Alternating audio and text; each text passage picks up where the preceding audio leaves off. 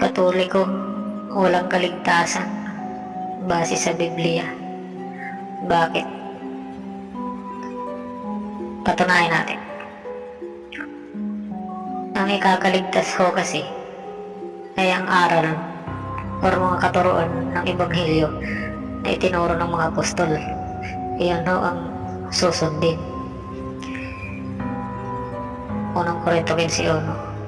Ngayon ipinatatalastas ko sa inyo, mga kapatid, sabi ni Pablo, ang Ebanghelyo na sa inyo ay aking ipinangaral, na inyo namang tinanggap, na siya naman inyong pinananatilihan. Sa pamamagitan naman ito ay ligtas kayo kung matyaga ninyong iingatan.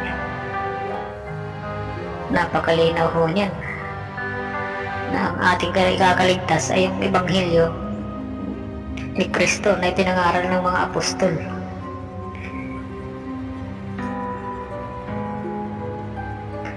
Ngayon, kung aral na turo sa inyo ay iba sa itinuro ng mga apostol, ay sigurado mali kayo.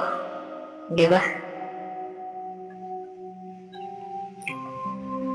Diyan sa Katoliko, naku po, lahat ng aral dyan mali. Iba doon sa tinuturo ng mga apostol. Kaya ho tiyak na walang kaligtasan dyan sa Katoliko.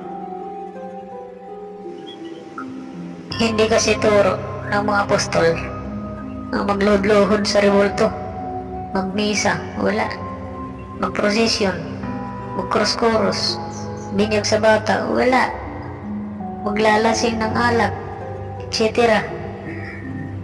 Yan po, hindi mga turo ng mga apostol yan. Yan ang pinagagawa sa Katoliko. Ito pa talaga ang katunayan na hindi maliligtas ang mga Katoliko. Basa tayo. Unang Korinto 6:9,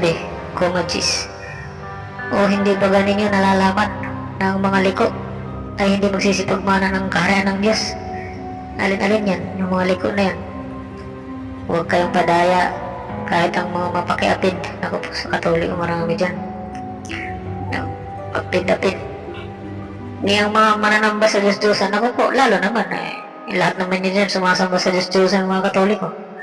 Ni ang mga ngalunya, ko po, kalunyahan dyan kahit may asawa na. Banat kay kumare, banat kay kupare, alam. Ni ang mga nang bababae, ayun, mga babae, napakarami dyan. Ako po, Katoliko yan lahat.